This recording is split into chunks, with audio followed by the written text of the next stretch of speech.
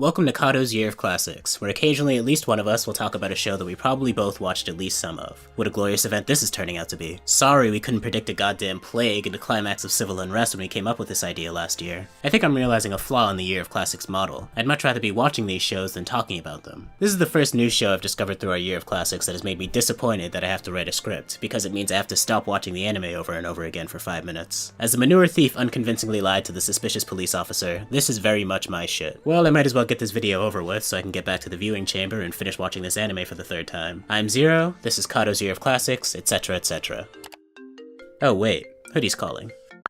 Zero, aren't there more important things going on in the world right now? It seems weird to still be talking about 30-year-old anime when there's a massive civil rights movement happening. We gotta be talking about this. Dude, we're an anime analysis channel. Is anyone really going to care about what we have to say? Honestly, I don't think it's the burden of every black content creator to be a mouthpiece for civil rights advocacy. After being constantly inundated with emotionally draining news reports and social media posts for the past 2 weeks, what supporters of the movement really need right now is an escape. Let's just analyze a high-quality anime and take our minds off things. Besides, I'm just a robot with a high melanin model of synthetic skin, so I'm hardly qualified to speak on the subject. Should we really be dropping lore in your BLM video? I just said this isn't a BLM video.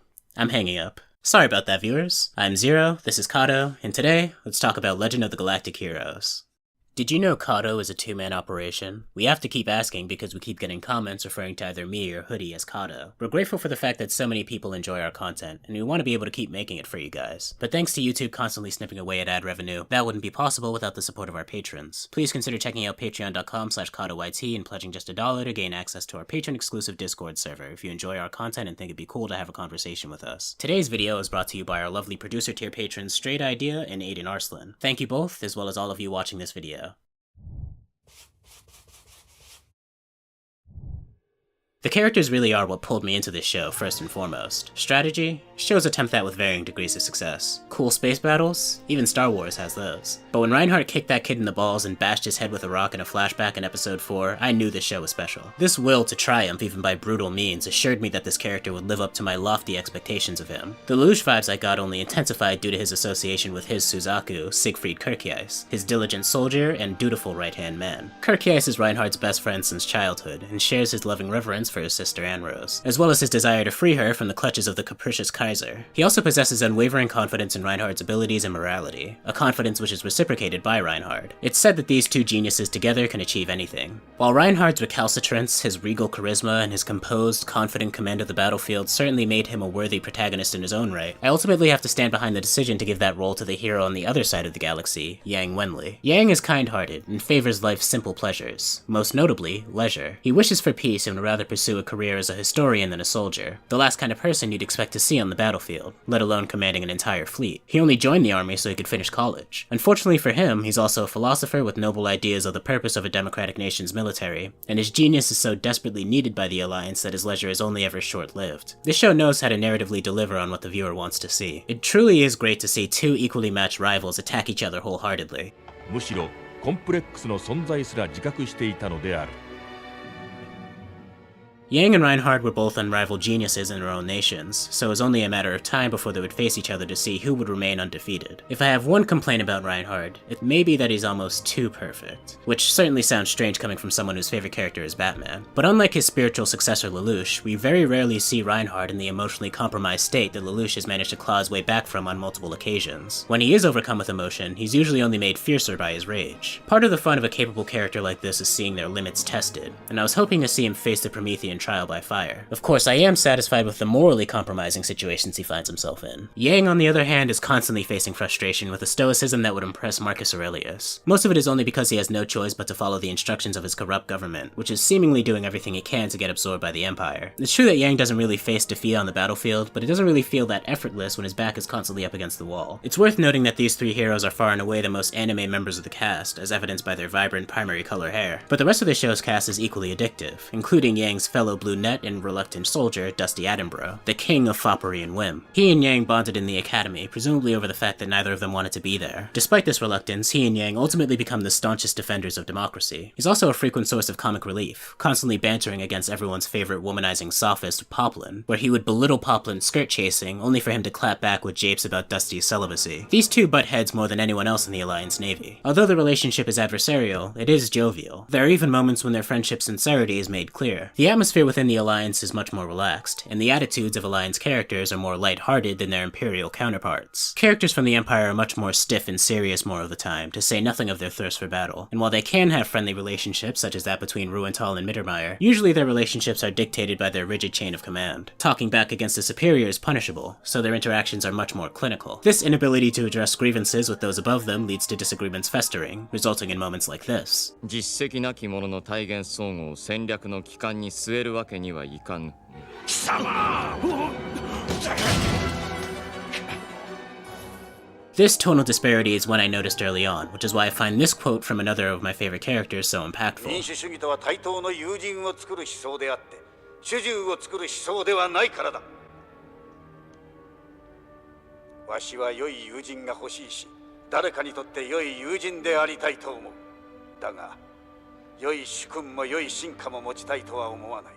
Nope, nothing political here. It really feels like the cast is characterized with this idea in mind. In fact, there are many aspects of the show that feel enhanced when viewed in hindsight. We often get glimpses into the minds of various characters and hear their inner doubts and fears about the path that they or those close to them are on. It really helps to make the show feel more realistic and less fatalistic, even on a rewatch. It invites the viewer to consider how small changes to events could have changed everything, quite directly on more than one occasion. It should be obvious by now that I adore this series, but strap in, because this video is about to get a lot more opinionated. The other day I was reading forum posts about the reception to the ending of my all-time favorite manga, Liar Game, when I came across this comment on the screen. For those of you who paused the video, congratulations, you are an excellent reader of comments. What interests me about this comment is the fact that there's someone else out there trying to fight the tide of public opinion of a favorite manga's ending by clarifying its thematic poignancy, much like my own relationship with Death Note. I've essentially dedicated my YouTube career to this kind of labor. Even some of my earliest uploads like The Importance of Nier and Tokichi Toa, the perfect character, are examples of me trying to defend narrative choices by pointing out their thematic relevance. I even made a sequel to that Nier video not even 8 months ago. This tone may also sound familiar if your vast memory extends to my last upload, when I went on an embarrassingly self-indulgent tirade about people not appreciating Code Geass enough. Of course Code Geass has a cult following, and its ending needs no defense, but I still endeavor to help people see that the show is underrated. And as stated, the manga discussed in the comment I showed is my favorite of all time. Why do I love content that rewards the viewer with deeper enjoyment when they invest more intention and contemplation? Probably for the same reason that I can be found simultaneously playing games on my phone while performing all duties from feeding my cat to slamming puss. Most things I come across serve little more purpose than understimulating distraction, and I will praise anything that can actually engage me from the rooftops. Because of this, Legend of the Galactic Heroes will definitely be pushing out a lot of veteran picks on my favorite anime list. But no, it will not be usurping Code Geass, though at many times in my first viewing I did begin to think that could be the case. As much as I like this show, it's not really that similar to Code Geass. Legend of the Galactic Heroes is like this.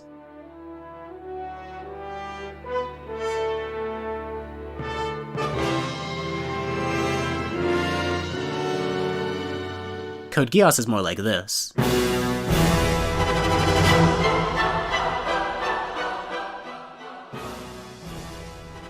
Watching Legend of the unnecessarily over-encumbered title is an experience more akin to Monster or the first few episodes of Death Note. It's a much more grounded show. It has to be to get its message across. Every show has themes, but Legend of the Galactic Heroes is one of those works that actually has something it wants you, the viewer, to understand. What is that message again? Hold on, let me check my notes. これが民主国家の実態とは嘆かわしいことじゃ。Oh.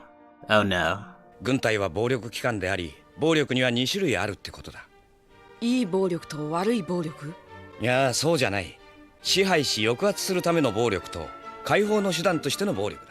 Why is my escapist anime getting all political on me? I don't want to think about my role in society, it's too hard. Women and children suffering police intervention and violence simply for trying to exercise their right to protest? The supposedly good cops just watch as citizens are assaulted and then arrest them for rioting? Damn it, this is a Black Lives Matter video, isn't it? Why is this show so relevant to current events? Well, sorry everyone. I had an innocuous analysis video planned, and I know many of you would rather cover your ears, but it looks like we have to talk about the unlawful murders of Black Americans by police officers after all. Legend of the Galactic Heroes has characters that feel real and drive an excellent, engaging narrative, and uses these attributes as a platform to discuss political theory. Few shows about political intrigue actually take the time to weigh and discuss the merits of different systems, and the show poses some interesting ideas about how the world should work, such as Yang's idea that a democracy and a dictatorship coexisting peacefully might be the best setup for humanity. Though there is something to be said about the fact that Alliance characters and only Alliance characters ponder whether democratic society is ideal while their inept government fucks everything up. So at points it does feel like the show's pointing and laughing at American politics. This show seems seems to take the stance that an autocratic government is the most efficient, and one with a good and just monarch will result in the best society. But the pitfall of autocracy can't be overlooked. That is, that even if a good king exists, there's no guarantee that his successors will wield their ultimate authority in a way that's beneficial to the people. Alliance characters touch on this idea all the time, but even Reinhard seems disinterested in the idea of his children inheriting his empire, favoring meritocracy. Admittedly, disinterested may be a bit of an understatement. 血統による王朝などという存在自体がおぞましい。